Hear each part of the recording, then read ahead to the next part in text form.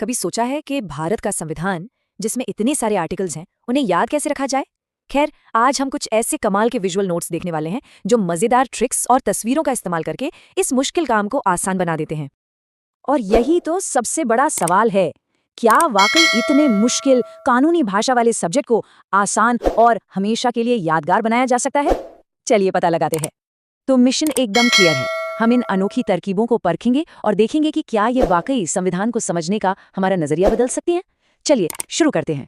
तो इस सफर में हम क्या क्या देखने वाले हैं? पहले तो इन ट्रिक्स के पीछे का मिशन समझेंगे, फिर संसद के एक मजेदार सरला रहस्य को सुलझाएंगे, राष्ट्रपति की स्पेशल पावर्स को जानेंगे, फिर देखेंगे कि देश के पैसे पर किसका कंट्रोल है और मिलेंगे लोकतंत्र के कुछ पहरेदारों से, और आखिर में हम सोचेंगे कि इन ट्रिक्स के आगे क्या है। तो चलिए पहले सेक्शन से शुरू करते हैं। देखिए, इन नोट्स की सबसे खास बात यह है कि ये सिर्फ जानकारी नहीं देते, बल्कि उसे याद रखने का एक विजुअल तरीका सिखाते हैं। मतलब ऐसे शॉर्टकट्स जो सीधे दिमाग में छप जाते हैं। तो अपनी पड़ताल की शुरुआत करते हैं उस जगह से जहां देश के सारे कानून बनते हैं, यानी भारत की संसद। और जैसा कि हम जानते ही हैं, इसके 3 मेन हिस्से हैं: राष्ट्रपति, राज्यसभा और लोकसभा। और पता है, इन तीनों से जुड़े आर्टिकल्स को याद रखने के लिए एक बहुत ही सिंपल और मजेदार शब्द बनाया गया है, जो इस सेक्शन का टाइटल भी है। हाँ, वो शब्द है सरला। सुनने में जितना सिंपल है, ये ट्रिक भी उतनी ही कमाल की है। बस एक शब्द और ये 3 बहुत जरूरी आर्टिकल्स का राज खोल देता है। अब देखिए इस स्लाइड में जो सबसे मजेदार बात है, स से हुआ संसद, जिसका जिक्र है आर्टिकल 79 में। फिर आया र से राज्यसभा, जो है हमारा उच्च सदन, ये है आर्टिकल 80। और आखिर में ल से लोकसभा, यानी जनता का सदन, और ये है आर्टिकल 81। 79, 80, 81। देखा, एक ही शब्द में तीनों, वो भी बिल्कुल लाइन से याद हो गए, है ना कमाल? और जानते हैं, ये सिर्फ रटने की कोई ट्रिक नहीं है, इसके पीछे एक लॉजिक भी है। देखिए, पहले आर्टिकल 79 में पूरे संसद के स्ट्रक्चर की बात होती है, फिर 80 में आता है उच्च सदन, और फिर 81 में उस सदन की बात होती है जो सीधे लोगों को रिप्रेजेंट करता है, लोकसभा। तो ये ट्रिक न सिर्फ नंबर याद कराती है, बल्कि हमारे डेमोक्रेटिक सिस्टम की नींव को भी दिखाती है। अच्छा, संसद की बात तो हो गई। चलिए अब आगे बढ़ते हैं और देखते हैं कि देश के मुखिया यानी हमारे राष्ट्रपति के पास कौन कौन सी स्पेशल पावर्स हैं और उनको याद रखने के लिए क्या मजेदार ट्रिक्स हैं।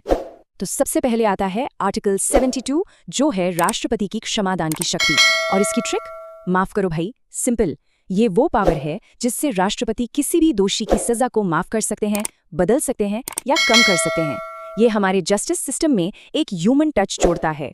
इसके बाद आता है एक बहुत ही दिलचस्प आर्टिकल 123, राष्ट्रपति का ऑर्डिनेंस यानी अध्यादेश। और इन नोट्स में इसके लिए एक बड़ी शानदार ट्रिक है, 1 2 3 मैजिक। इसका मतलब ये है कि जब पार्लियामेंट का सेशन नहीं चल रहा हो और किसी कानून की फौरन जरूरत पड़े, तो राष्ट्रपति चुटकियों में एक टेम्पररी कानून बना सकते हैं। 1 2 3 और कानून तैयार। लेकिन हाँ, इस जादू की एक लिमिट है, एक समय सीमा है। ये ऑर्डिनेंस जो है वो टेम्पररी होता है। जैसे ही संसद की अगली बैठक शुरू होती है, उसके 6 हफ्तों के अंदर इसे पास करवाना पड़ता है, वरना ये अपने आप खत्म हो जाता है। ये एक तरह का सेफ्टी वाल्व है जो ये पक्का करता है कि कानून बनाने की असली पावर संसद के पास ही रहे।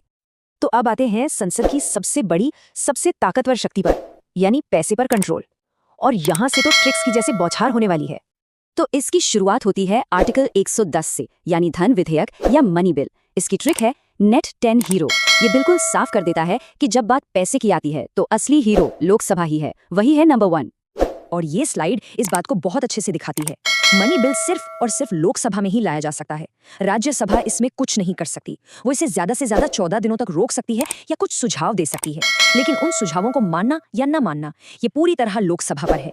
इससे ये तय होता है कि पैसे के मामलों में जनता की आवाज ही सबसे ऊपर रहे। अच्छा, बजट तो आ गया, लेकिन खजाने से पैसा निकालने की जो पूरी प्रक्रिया है, उसके लिए भी कुछ फटाफट वाली ट्रिक्स हैं। जैसे आर्टिकल 114, विनियोग विधेयक। और इसकी ट्रिक है 1-4 गेट से बाहर। मतलब साफ है, इस बिल के पास हुए बिना सरकारी खजाने के गेट से 1 रुपया भी बाहर नहीं जा सकता। सोचिए, ये सरकार पर संसद का कितना बड़ा कंट्रोल है। तो हमने देख लिया कि कैसे लेजिस्लेचर यानी संसद एग्जीक्यूटिव यानी सरकार के पैसों पर लगाम रखती है। अब चलते हैं हमारे लोकतंत्र के तीसरे स्तंभ, जुडिशरी, और उस पहरेदार की ओर जो सरकार के हर खर्चे पर नजर रखता है। और यकीन मानिए, यहाँ भी कुछ बहुत ही मजेदार ट्रिक्स हैं। सबसे पहले आर्टिकल 124, सुप्रीम कोर्ट की स्थापना।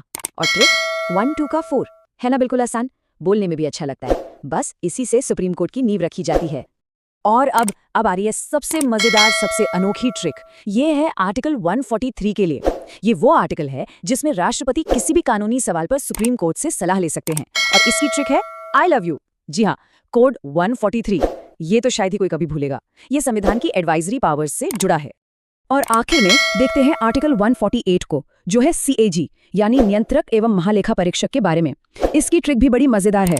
148 में जो 8 का नंबर है ना, उससे अगर थोड़ा सा घुमा दे तो वो एक आंख जैसा दिखता है। और CAG का काम भी तो यही है, सरकार के हर खर्चे पर अपनी आंख रखना। इसीलिए तो उन्हें सरकार का वॉचडॉग यानी पहरेदार भी कहते हैं। तो इन सारी तरकीबों को देखने के बाद एक बात तो साफ है, ये सिर्फ रटने के शॉर्टकट नहीं है। ये तो एक चाबी की तरह है जो संविधान जैसे मुश्किल और बड़े सब्जेक्ट का दरवाजा सबके लिए खोल देती है। लेकिन असली सवाल तो ये है कि उस दरवाजे को खोलने के बाद क्या होता है। क्या ये शॉर्टकट सिर्फ एग्जाम पास करने के लिए हैं, या फिर ये हमें उन बड़े बड़े लोकतांत्रिक सिद्धांतों को समझने के लिए भी प्रेरित करते हैं जो इन नंबर्स और आर्टिकल्स के पीछे छिपे हैं। ये सोचने वाली बात है।